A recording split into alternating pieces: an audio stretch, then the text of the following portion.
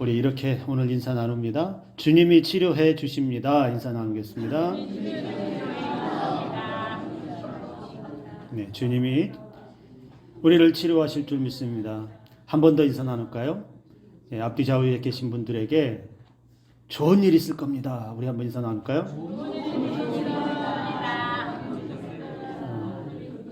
그렇게 고백하신 분들에게 정말로 하나님께서 좋은 은혜, 값진 은혜로 채워주실 줄 믿습니다.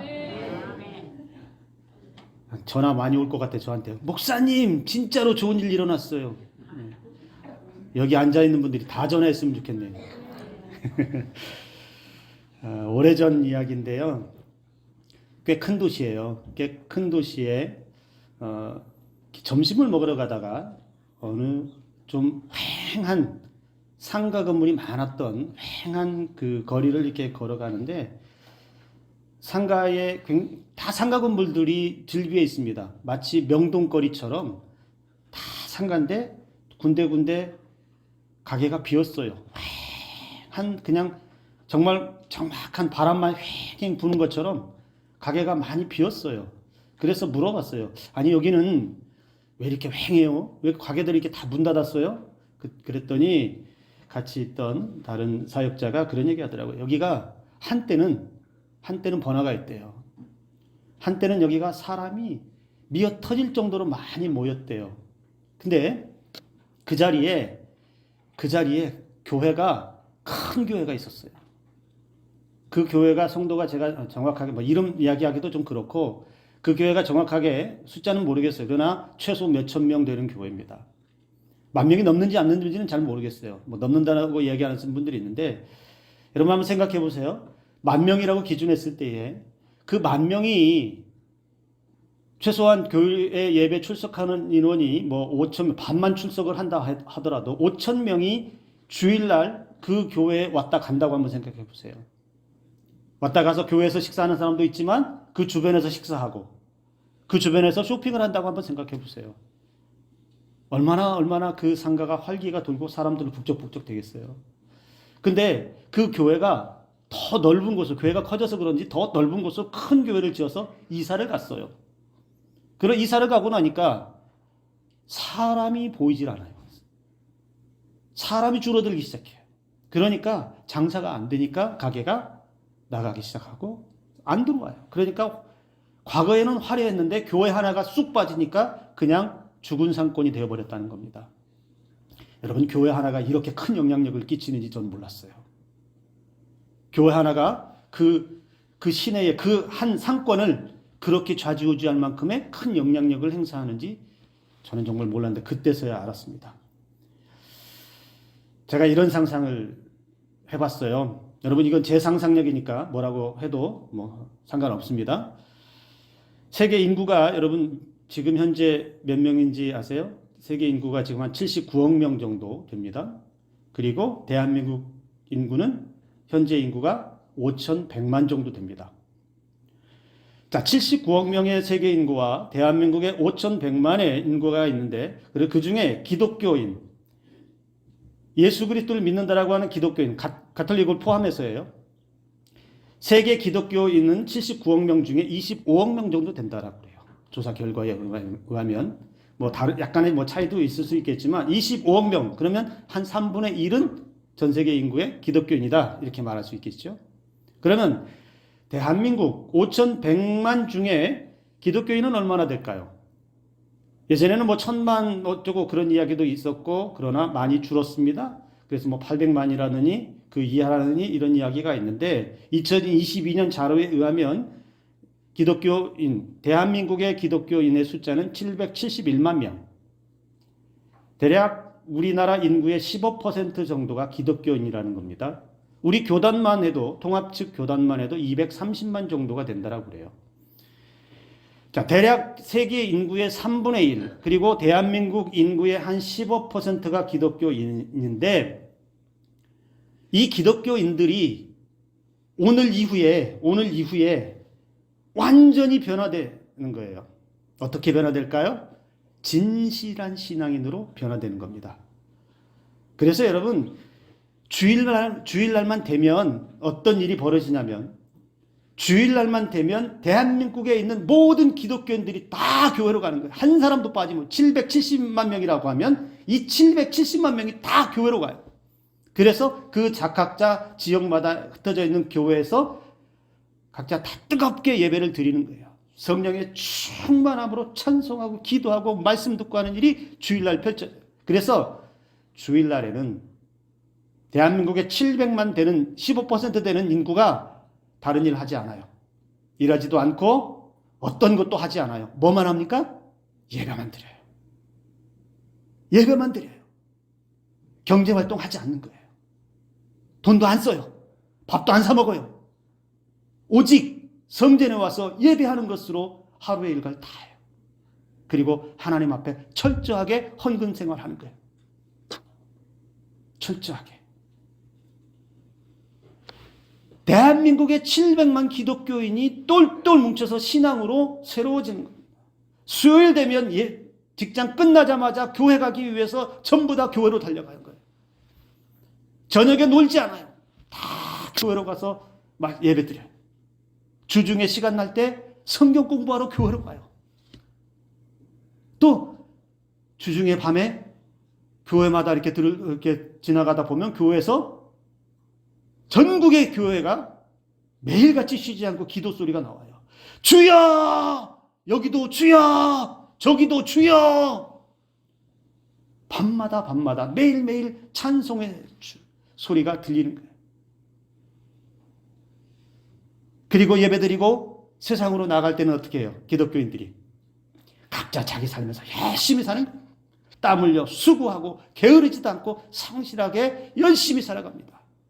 세상 사람들과 비교했을 때 더 정직하고 더 선하고 더 바르게 세상에서 열심히 사는 거예요. 그리고 여러분 정치인들 중에서도 기독교인 많잖아요. 여러분 여러분도 한번 상상해 보세요. 정기국회가 열리면 정기국회가 열리기 전에 예배드리고 시작하겠습니다. 저만 좋은가요? 정책 결정하기 전에 우리 기도하고 결정하겠습니다. 기독교인 국회의원들이 국회 회기에서 국회를 열 때 예배드리고 하겠습니다. 찬양단이 남원 산성교회 찬양팀 시온 성가대가 가서 특송하고 별로 안 기뻐해요. 시온 찬양대는 그런 데 관심 없는 것 같아요. 국회에서 예배 소리가 찬송 소리가 열릴 때마다 가장 먼저 예배드리는 소리가 들려져요. 재판장에서 재판할 때 판사가 기독교인이면 판결하기 전에 기도하고 판결하겠습니다. 학교에서 수업할 때 기독교인 선생님이면 자, 수업하기 전에 기도하고, 신학교에서는 그렇게 하는데 기도하고 수업하겠습니다. 기독교인이 이렇게 신앙의 본질로 완전히 변화돼서 신앙으로 살아가면 여러분 세상이 달라질까요? 안 달라질까요? 제가 상상한 이 일들이 실제로 우리가 사는 삶의 자리에서 일어난다면 세상이 교회를 향해서 성도를 향해서 뭐라고 얘기하겠습니까? 저런 나쁜 놈이라고 얘기할까요?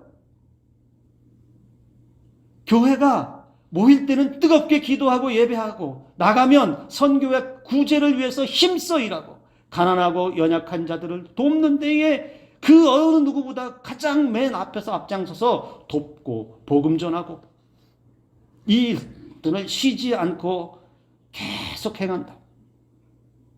여러분 세상이 저는 이렇게만 된다면 정말 아름다워질 것 같아요. 적어도 대한민국 770만 명이 이렇게만 다 신앙으로 변화된다면 전 세계 인구 25억 명이 일제히 다 이런 신앙으로만 다 바뀐다면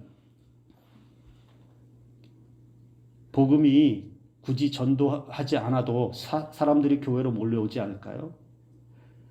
교회에서 기도하고 말씀 듣고 찬송하는데 성령의 역사가 나타나고 치유의 역사가 나타나서 사람들이 보니까 야 어느 교회에서는 누가 병고침을 받았다더라. 야, 어느 교회에서는 성령의 역사가 충만해서 크고 놀라운 일들이 일어났더라. 야, 남원 땅에 저 산성교회라고 하는 교회가 있는데 그 교회에서는 기적의 역사가 하루도 멈추지 않더라.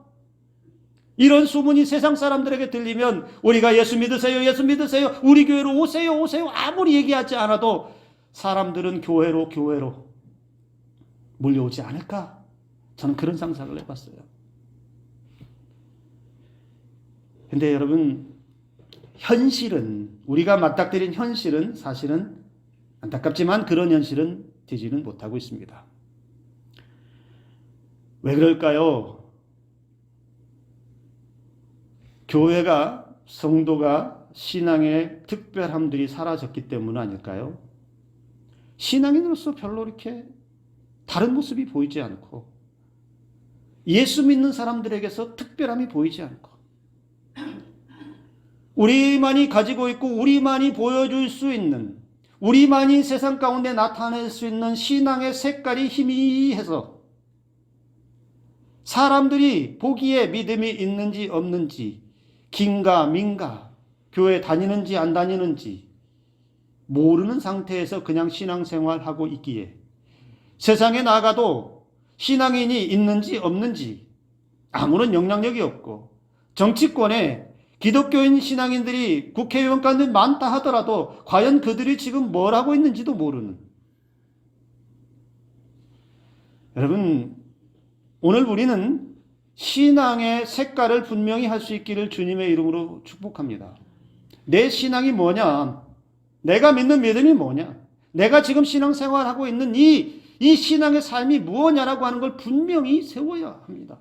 내가 믿는 믿음이 뭐고 그 믿는 믿음대로 내가 어떻게 살아야 하는지를 내 삶에서 펼쳐 보일 수 있어야 돼요.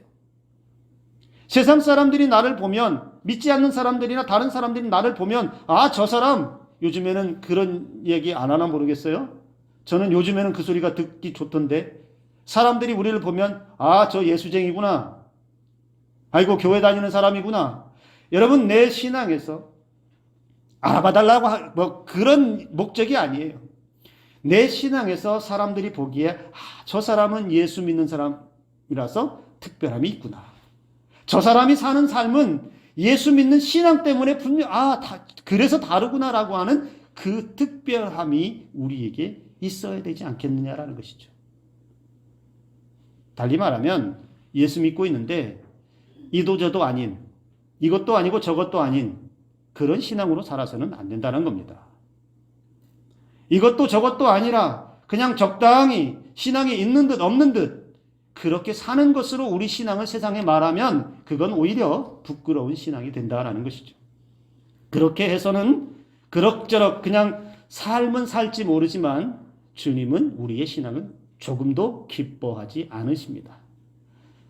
오늘 본문에는 그런 교회를 소개하고 있어요. 그럭저럭 살아가는 이도저도 아닌 신앙을 가진 교회를 우리에게 소개해주고 있는데 그 교회는 라오디게아 교회입니다.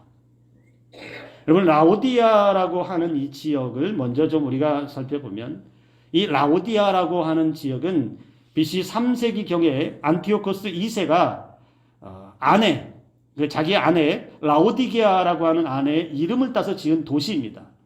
근데 이 도시는요, 대표적으로 세 가지가 유명한데, 하나는 금융업이 발달을 했어요. 금융업이 발달했다는 얘기는 이 도시에 돈이 많이 돈다는 겁니다. 돈이 많이 돌고 경제적으로 굉장히 풍부함을 가지고 있다. 즉 돈으로는 부족함이 없는 도시가 라오디게아 교회였습니다. 얼마만큼 부자였느냐? 여러분, AD 60년에 이 도시를 완전히 뒤집어 엎는 대지진이 한번 일어났는데, 이 지진이 되어서 폐허가 되었을 때에 로마에서 지원해 주려고 했어요. 도시를 복구하는데 지원해 주려고 했어요. 그런데 그걸 거부하고 자기들이 가진 것으로 지진 폐해를 복구했던 도시가 라오디게아 교회입니다. 그래서 여러분, 이 라오디게아 교회 사람들은 자존심도 굉장히 세요. 그 정도로 능력 있는 도시가 바로 이 라오디게아 교회였고요. 또 두 번째로 유명한 것은 여기 이 옷이 특별히 이 양모, 옷감이 굉장히 유명해서 여러분 옷이 특산품으로 되어 있어서 이 옷들이 에베소를 거쳐서 유럽 전역에 수출될 정도로 굉장히 유명했습니다. 그러니 여러분 이 옷감만 가지고도 옷으로도 여러분 얼마나 많은 수입을 얻을 수 있었겠습니까? 그리고 세 번째로 유명한 것 중에 하나는 여기 유명한 의과대학이 있었어요. 의과대학이 있었는데 그 중에 유명한 게 뭐냐? 여기 안약이 특별했어요. 눈에 넣어서 치료할 수 있는 안약을 만드는 비법이 남달랐는지 모르겠어요. 이 안약이 굉장히 유명해서 로마 전체에서도 알아줄 정도로 그 정도로 이 안약이 굉장히 여기에 유명했습니다. 자, 이런 배경을 가지고 있는 이 라오디게아 교회 여러분 생각해 보세요. 돈이 많이 돌고 있어요. 재난이 닥쳐도 스스로 극복할 수 있는 능력이 됩니다. 여러 가지 산업들이 발달되어 있어요. 사람들이 주머니가 두둑해지죠. 어떨 것 같습니까? 그들의 상태가? 이것이 어쩌면 돈이라고 하는 것이 그 사회를 지배해 버려서 그런지 모르지만 그것이 이들에게는 최대의 단점으로 지적되었다라는 것입니다. 그래서 여러분 그 주님께서 이 라오디게아 교회에서 오늘 15절에서 이렇게 평가하셨어요. 네가 차지도 않고 뜨겁지도 않다. 라오디게아 교회여, 너희들은 차갑지도 뜨겁지도 않다. 주님이 이렇게 평가했습니다. 이걸 어떻게 표현할 수 있습니까? 너희들은 그저 그렇다. 그저 그런 교회다. 그저 그런 신앙이다. 다른 말로 하면 너희들 신앙 그저 그렇기 때문에 별 볼 일 없다. 이렇게 말하는 것과 마찬가지라는 겁니다. 여기 여러분 차지도 않고 뜨겁지도 않다라고 하는 말, 이 말은 우리 문화에서는 사실 왜 이 말씀을 하셨을까라고 생각하지만 이 라오디게아 교회는 이 말을 쉽게 이해할 수 있습니다. 왜냐하면 돈도 많고 여러 가지 산업도 발달하고 유명한 것도 많은데 이 라오디게아 교회에 부족한 것이 하나 있다면 꼽으라고 하면 이 도시는 물이 부족해요. 물이. 생활용수, 마실 수 있는, 쓸 수 있는 이 물이 부족한데 그래서 이들이 어떤 방법을 택하냐면 라오디게아 교회에서 북쪽으로 한 9km 떨어진 곳이 그 히에라폴리스라고 하는 도시가 있어요. 그 히에라폴리스라고 하는 도시에서 물을 끌어오고요. 그리고 라오디게아 동쪽에 한 16km 정도 떨어진 곳에 골로세라고 하는 도시가 있습니다. 거기서 또 이렇게 물을 끌어와요. 그런데 히에라폴리스에서 끌어오는 물은 그 도시가 온천 도시라서 거기서는 뜨거운 물이 이렇게 옵니다. 따뜻한 물이 와요. 근데 골로새에서 끌어오는 물은 차가운 얼음물과 같이 차가운 물이 끌어옵니다. 그래서 그 물들이 이렇게 오다 보면 어떻게 됩니까? 나중에는 미지근한 물이 된다는 거예요. 미지근해서 마치 여러분 그 물을 마시면 토할 것 같은, 그러니까 시원하든지 뜨끈해서 그냥 내 몸을 따뜻하게 해주든지 이렇게 되는데 그냥 미적지근한 그런 상태. 그 바로 물맛을 빗대어서 주님이 뜨겁지도 차지도 않은 그저 그런 교회가 라오디게아 교회라고 이야기하고 있습니다. 라오디게아 교회의 문제는 뭡니까? 뜨겁지도 않고 차지도 않다라는 뭡니까? 그 교회 성도들, 그 교회는 결국엔 그들이 믿는 신앙은 죽도 밥도 아니라는 겁니다. 예수님의 평가는 냉정해요. 너희들의 신앙은 이도저도 아니라서 죽도 밥도 아니라는 겁니다. 또 하나, 이 라오디게아 교회가 가지고 있는 특징 중에 하나는, 여러분 우리가 7교회를 이제 7번째로 오늘 살펴보는데 그 전에 6교회들을 볼 때 대략적으로 보통 이제 그 6교회가 공통점으로 대략적으로 가지고 있는 것이 뭡니까? 박해가 많았어요. 로마의 박해, 동족 유대인들의 박해, 환경적으로 신앙 지키기가 굉장히 어려웠습니다. 그런데 이 라오디게아 교회는 그런 박해가 없었어요. 박해받지 않았다는 겁니다. 그러니까 신앙생활하기 그래도 편했다는 거예요. 그리고 경제적으로는 살만하고 윤택했어요. 여러분 얼핏 보면 여러분 4대 교회 기억하세요? 4대 교회와 비슷한 면을 가지고 있어요. 박해도 없고 삶의 환경은 넉넉하고 좋고 부족함은 없고, 그런데 오히려 영적으로는 무뎌졌고 신앙의 긴장감도 없고 갈급함도 없고, 그래서 풍요한 물질을 가지고서 세상과 그냥 적당히 거리 두면서 즐길 것도 즐기고 신앙생활도 하고, 세상에 이렇게 한번 쏠렸다가 주일 되면 이렇게 교회로 왔다가 다시 또 교회 나가면 세상으로 또 이렇게 기울었다가 왔다 갔다 왔다 갔다, 이런 신앙. 예배는 드리지만 시간이 되니 참석할 뿐이지, 그 예배에서 어떤 감격도 없고 어떤 간절함도 없고 어떤 신앙의 고백도 나타나지 않아요. 그저 몸만 왔다 갔다 하는 신앙이 라오디게아 교회였다는 것이죠. 제가 본 사역하면서 이제 청소년들이나 청년들 가운데, 근데 어찌 청소년과 청년들만 있겠습니까? 어른들도 있더라고요. 무거운 짐을 나홀로 지고 축 처져서 교회에 신발을 질질 끌고 와가지고 예배 시작부터 끝날 때까지 자기 지정석에 척 앉아가지고 어떻게 하고 있습니까? 오늘 이 자리에 이런 분은 안 계셔요. 이렇게 앉아서 자기가 앉아있던 의자 자리만 따끈따끈하게 데펴놓고 가는 청소년, 청년들이 있었어요. 왜 왔을까요? 뭐 여러 가지 있으면 뭐 부모가 가라고 하니까 마지못해 오는 그런 친구들도 있겠지요. 근데 라오디게아 교회를 보면 이런 모습이라는 겁니다. 시간 되면 그냥 와요. 또 시간 끝나면 그냥 나가요. 그러니까 여러분, 신앙은 있는데 있는지 없는지도 모르겠고, 와 있으면 신앙 있는 것 같고 밖에 나가면 없는 것 같고, 그래서 주님이 신앙인지 세상인지 이것도 아니고 저것도 아니고 적당하게 섞여갖고 이도저도 아닌 별 볼 일 없는 죽도 밥도 아닌 신앙을 가지고 있는 교회가 라오디게아 교회였다.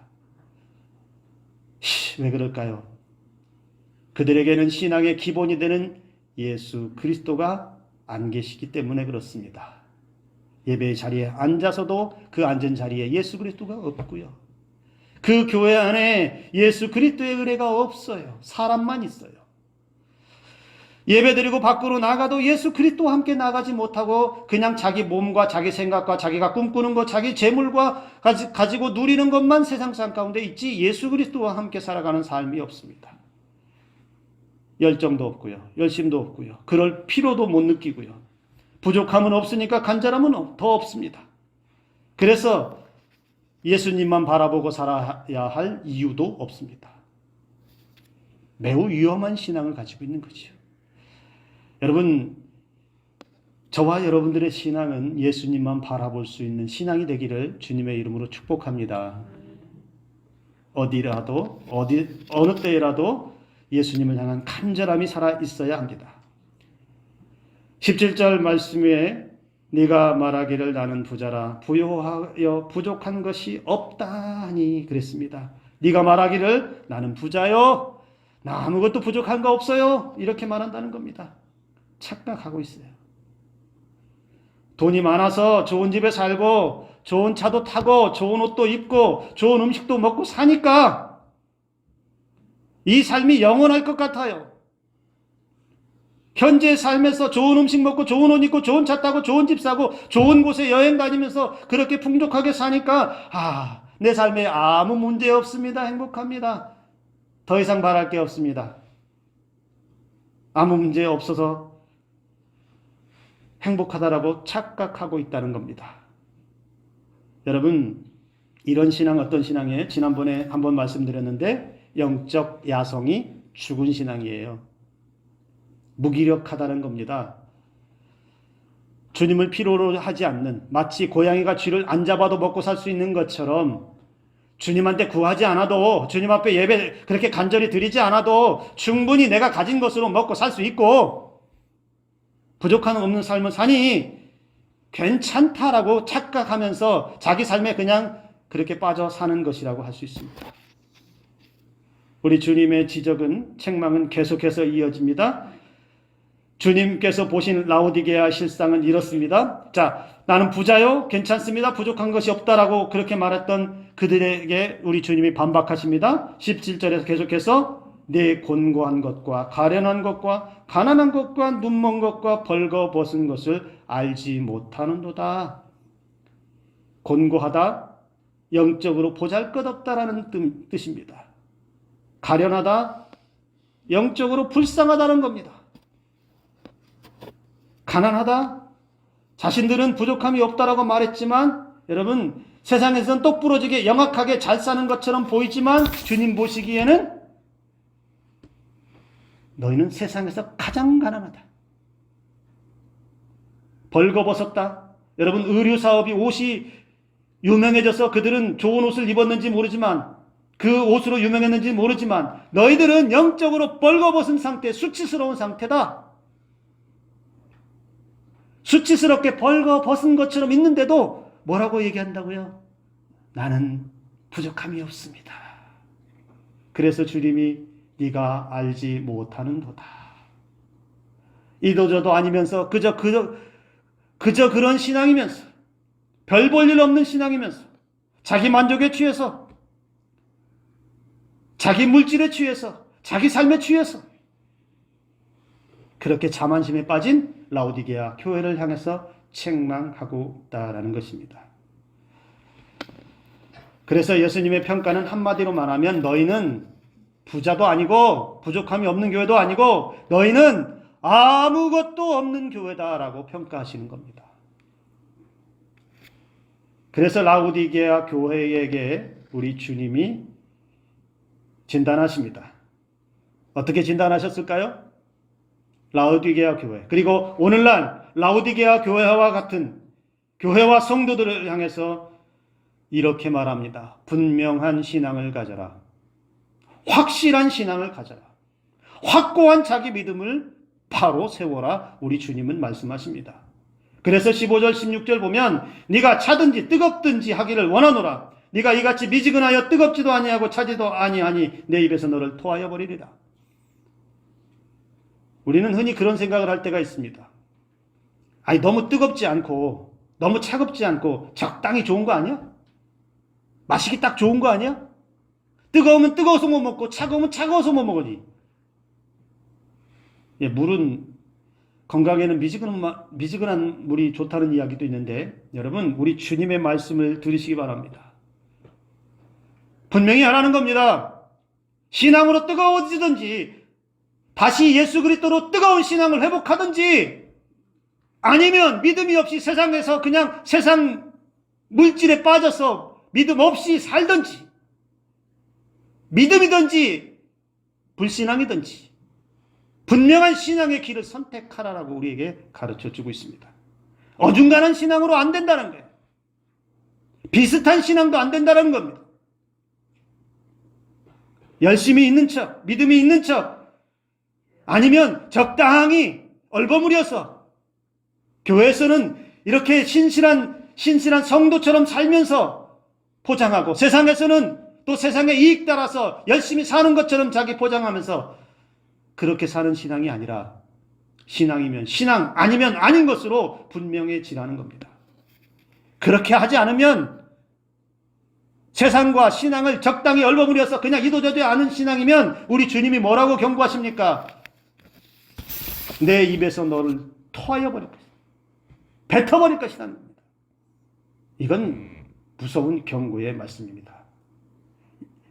토하여 버리라는 말 뭡니까? 그런 신앙은 내가 더 이상 상관하지 않겠다. 그런 신앙을 가지고서는 내가 내 입에서 뱉어버리겠다라고 우리 주님은 경고하신다는 겁니다. 우리 주님은 차든지 뜨겁든지 신앙을 분명히 하라고 말씀하시면서 여러분 몇 가지를 이야기합니다. 첫째는 불로 연단한 금을 사서 부유하게 하라고 말합니다. 여러분, 세상적 풍요에 취해서 때묻고 타락한 이 신앙의 불순물들을 완전히 제거하라는 것입니다. 정말 반짝반짝 연단한 금처럼 되라는 것이죠. 두 번째는 흰 옷을 사서 입고 벌거벗은 수치를 보이지 말라. 벌거벗은 것을 알지 못했다라고 했죠. 흰 옷은 성결함과 거룩함을 상징하는데 바로 예수 그리스도의 그 은혜로 신앙의 정체성을 바로 해서 우리의 영적인 부끄러움들이 아닌 주님의 옷을 입고 거룩한 그 옷을 입고 세상에서 결코 벌거벗어서 조롱당하는 그런 신앙인이 되지 말라라는 것입니다. 세 번째는 안약을 사서 눈에 발라 보게 하라고 또 말씀합니다. 무슨 의미죠? 영적인 눈을 뜨라는 겁니다. 세상에 잘 사는 법에 눈을 뜨지 말고 적당히 어떻게 하면 잘 살까 이런 것에 빠삭하게 눈 뜨지 말고 처세술에 눈 뜨지 말고 성공에 눈 뜨지 말고 세상의 타락에 눈 뜨지 말고 주님의 은혜를 볼 수 있는, 주님의 은혜를 가지고 세상을 분별할 수 있는, 세상 속에 나가서 그리스도인으로 분별한 삶을 살 수 있는, 분별력 있는 삶을 살 수 있는 영적인 눈을 떠라, 이렇게 주님이 말씀하고 있다는 겁니다. 그리고 주님 또 말씀하십니다. 네 번째는 네가 열심을 내라, 회개하라. 여기 열심을 내라는 것은 무엇입니까? 앞서도 말씀드렸죠. 뜨거워지든지 차갑든지 하라고 하셨는데 열심을 내라는 것은 은혜를 체험하고 다시 뜨거워져라. 신앙으로 뜨거워져라. 말씀으로 뜨거워져라. 기도로 뜨거워져라. 찬송으로 뜨거워져라. 주님의 은혜로 뜨거워져라. 그래서 사람들이 세상 가운데 나가면 야, 저 사람은 정말로 신앙으로 뜨거운 사람이야. 야, 저 사람은 정말로 말씀 안에 뜨거운 사람이야. 야, 저 사람은 정말로 찬송의 기쁨으로 뜨거워진 사람이야. 이렇게 살아가라는 것이죠. 그렇게 열심을 낼 때에 어떻게 됩니까? 그 신앙이 뜨거워질 때 회개할 수 있는 은혜도 나타납니다. 마지막으로 우리 주님은 오늘 20절에서 우리에게 말씀합니다. 볼지어다 내가 문 밖에 서서 두드리노니. 볼지어다 내가 문 밖에 서서 두드리노니. 여러분, 왜 주님이 문 밖에서 두드린다라고 말씀하십니까? 무슨 의미죠? 문 밖에 서서 두드린다는 말은 무슨 의미입니까? 라오디게아 교회가 문이 닫혀 있다는 겁니다. 성도들의 마음의 문이 닫혀 있다는 겁니다. 그저 그런 신앙의 사람들은 문이 닫혀 있어서 주님이 들어가지를 못하고 있다는 겁니다. 별 볼 일 없는 교회, 그저 그런 교회, 그저 그런 이도저도 아닌 죽도밥도 아닌 신앙을 가진 사람의 문은 그냥 꽉 닫혀 있어서 주님이 들어가고 싶어도 못 들어가고 있다는 겁니다. 그래서 계속해서 주님은 아무개야 문 좀 열어라. 아무개 교회여 문 좀 열어라. 주님이 들어가고 싶어도 들어가지 못하는 교회와 성도에게 어떤 은혜가 나타날 수 있겠습니까? 우리 주님이 말씀합니다. 내가 문 밖에 서서 두드리고 있다. 그래서 그 두드리는 소리의 음성을 듣는 사람들은 문을 열고 주님이 들어오게 하시면 어떤 일이 벌어집니까? 주님은 나와 함께 더불어 먹고 나는 주님과 함께 더불어 먹는 은혜를 주신다. 즉 주님이 교회 안에서 성도들과 함께 계시고 주님이 성도들의 삶의 자리에 함께 계시고 어디를 가더라도 주님이 내 마음속에 들어오셔서 함께 걸어가고 내가 머물러 앉은 그 자리에 주님은 내 마음에 들어오셔서 나와 함께 앉아 계시고